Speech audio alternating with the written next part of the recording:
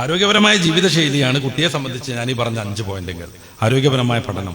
1, നന്നായിട്ട് കളിക്കുക 1 മണിക്കൂറിലേറെ. ഏത് പരീക്ഷയാണെങ്കിലും തലേനാള് SSLC പരീക്ഷന്റെ തലേനാൾ 1 മണിക്കൂർ ഓടി കളിക്കുക എന്നാണ് ഞാൻ ഇപ്പൊ പറഞ്ഞത്. ഞാൻ മൂന്നാമത്തെ വട്ടമാണ് ഇത് പറയുന്നത് കേട്ടോ. നിങ്ങളത് ഉൾക്കൊള്ളുമെന്ന് എനിക്കറിയില്ല. ഏറ്റവും ആധുനികമായ ശാസ്ത്രമാണ് ഞാൻ പറയുന്നത്.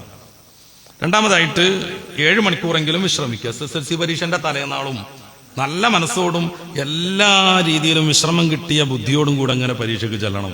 അപ്പൊ പണ്ട് ടീച്ചർ പറഞ്ഞ തന്നെ അങ്ങനെ ഓർമ്മാവും. നേരം വെച്ച് രാത്രി 1 മണി വരെ ഇരുന്ന് പഠിച്ചിട്ടുണ്ട്. പിന്നെ 3 മണിക്കുമ്പോ പുലിക്ക് വിളിച്ചിട്ട് ബക്കറ്റിൽ കാലൊക്കെ വെച്ചിട്ട് തലയിൽ കൂടി വെള്ളം ഒഴിച്ച് പഠിപ്പിച്ചിട്ടുണ്ട്. അന്ന് ടീച്ചർ പറഞ്ഞിടം മുതൽ മൊത്തം ബ്ലാങ്ക് ആയിട്ട് ഇങ്ങനെ പരീക്ഷ ഹാളിൽ ചെല്ലും. ഇങ്ങനെ ഉണ്ടല്ലോ പരീക്ഷ ഹാളിൽ ഇങ്ങനെ ആയിരിക്കും അവിടെയുള്ള പരീക്ഷ ഹാളിൽ. ഇത് വിദ്യാർത്ഥിയെ തോൽപ്പിക്കും.